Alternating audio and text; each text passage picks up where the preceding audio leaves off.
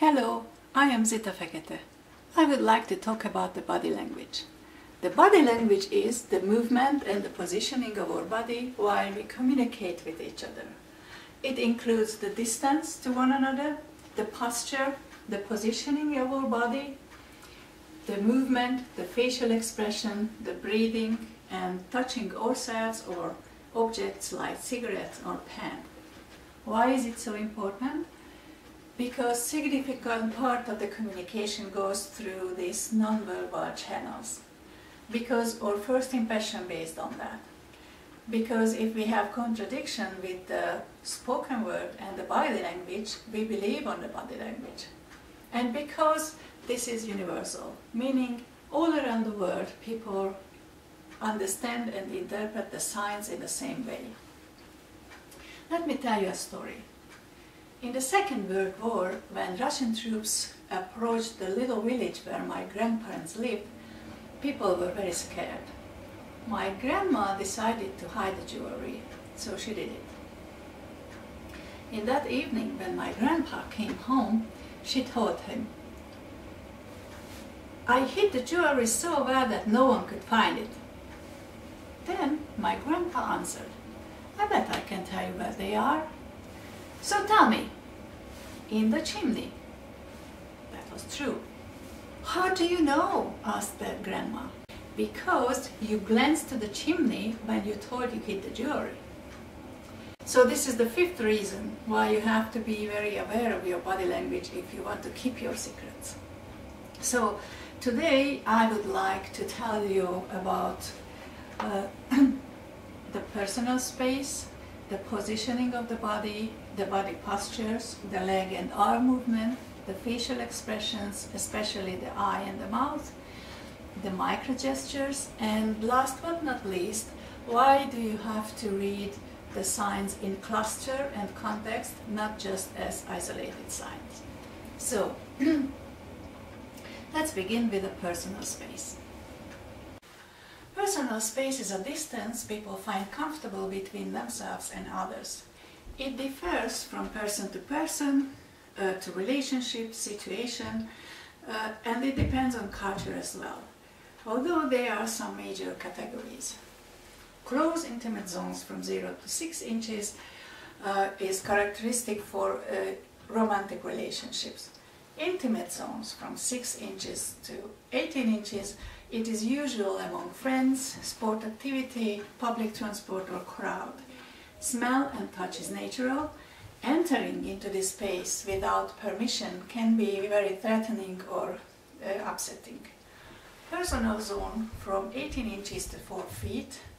This is the spatial arrangement for family and close friends. Touching is welcome, intimacy is not. Social consultative zone from 4 feet to 12 feet. This distance is appropriate for social interaction, business meeting and consultation. Touching, for example handshaking, is possible only when participants reach out. Public zone, 12 feet and more. In this distance, people avoid interaction with one another. Entering this space creates disturbance or expectation of introduction. People relate health, fitness, confidence, even pride to the straight back. The opposite, bent back, is usually associated to low self-esteem, low fitness level, or sadness, even depression. Turning toward the others means interest and openness. Turning away or turning the back to you shows the wish to leave the conversation and the loss of interest. Mirroring each other's body language means rapport, openness, cooperation. People who are in resonance with each other tend to maintain the same body language posture. It works backward too. If you want to create a trustful atmosphere, pick up the same posture what your partner makes. It creates empathetic, understanding, cooperative attitude. Standing in straight front of a person favors contradiction and opposition. Position yourself in about 30-60 degrees in an average conversation or in an interview. From this angle, you can see the body language of your partner, you can still share the same document, and you can listen to your partner. Sitting near each other can be unnecessary invasion to this personal space. In the same time, you cannot see the facial expression of your partner. Table can be a barrier between people. Legs are the least under the control of the conscious mind, so they reveal what the mind wants to do. They are pointing to the point of interest, the most popular group member, or where the person is listening. Parallel stance is confidence, wide stance is a tough guy attitude, and one foot forward shows where the person wants to go. Crossed stand reveals the insecurity, but still the person stays in the conversation. Arms. Open arm is a welcoming, friendly atmosphere, attitude, open for new influence. Fold arm present defensiveness, insecurity, negative attitude, or the person is withdrawn from communication. Folded arm with an arm grip present insecurity or not buying what you say. Folded arm with clenched fist is hostile attitude. Partial arm cross or keeping something in front of the body like folder or purse is a less intense version of insecurity. Palm display traditionally means honesty and openness. Palm facing down is a power gesture. Displaying thumbs sticking out from pockets demonstrate confidence. Hands clenched together, holding back negative or anxious attitude. Steeple is a superiority and confidence. I know the answer attitude. Often handshake is the first interaction between people. With it you can communicate dominance, submission and equality. Reaching out with vertical hands creates equality. Reaching out palm facing downwards try to dominate the situation. Reaching out palm facing upward shows submission. Adjust the strength of the grip to your partner's grip. Neither too weak nor too strong grip are popular. Distance between the two parties can show the personal preference and also differs between cultures. If you want to understand the self-touch signs, think of the three wise monkeys who hear no evil, see no evil, say no evil. The milder version of these moves are the ear grab, I don't want to hear like that, the eye rub, I don't want to see that, or the mouth cover, I shouldn't have said that. It might be strange, but research shows that the slight nose touch is associated with intentional lying. Neck scratch express doubt or uncertainty. Fingers in the mouth means reassurance like it did it in our infancy. This way it reveals insecurity.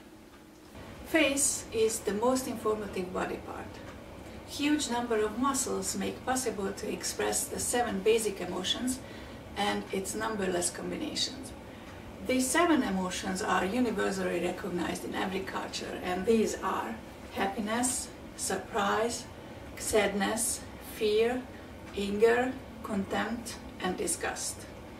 But be aware that most of the time we feel and express mixed emotions. The eyes. The eyes express so many things that it's really difficult to put in words.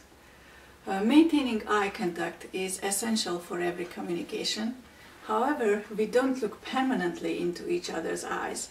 An average gaze length is about 3 seconds. A mutual gaze is usually a little bit more than 1 second. Staring into someone's eyes is a sign of aggression, as the lowering the eyebrow is also aggression or anger.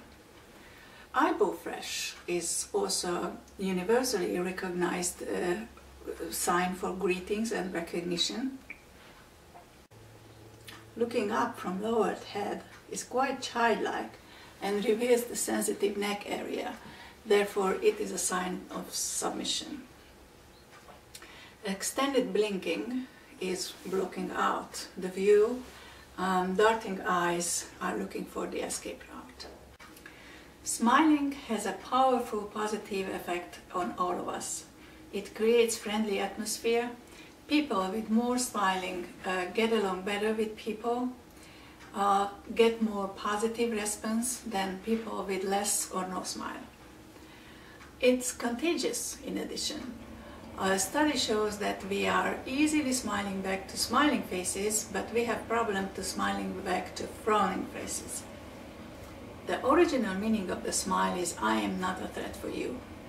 Human society associates smile with joyfulness and happiness. And this is true for the genuine smile. In the genuine smile, both our mouth and eyes are pulled back. The fake smile occupies only the muscles around the mouth. And in this way it makes this cheese expression. The tight-lipped smile is more deceitful because it reveals secretive thoughts, maybe negative ones.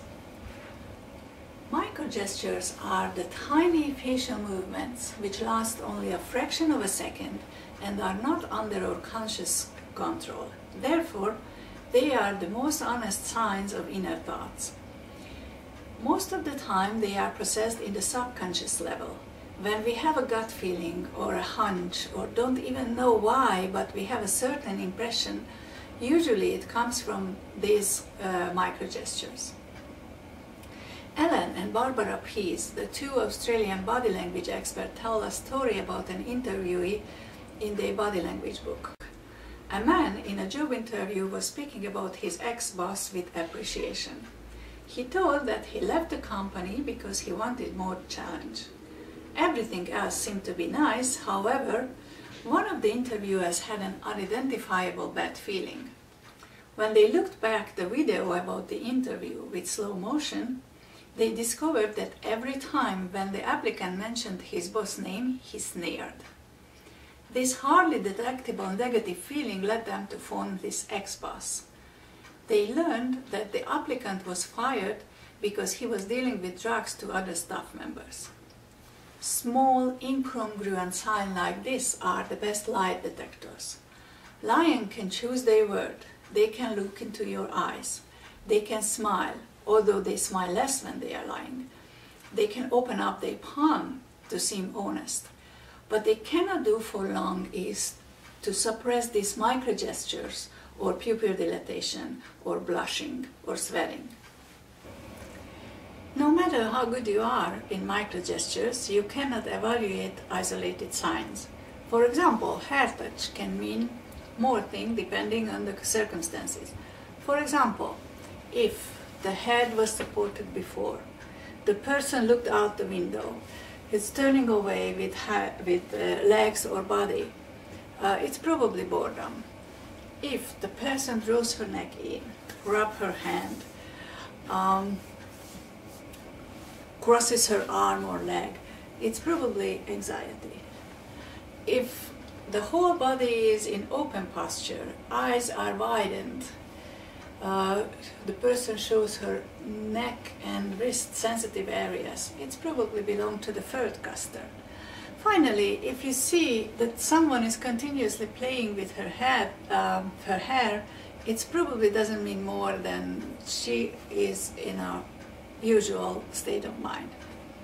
Always consider the context.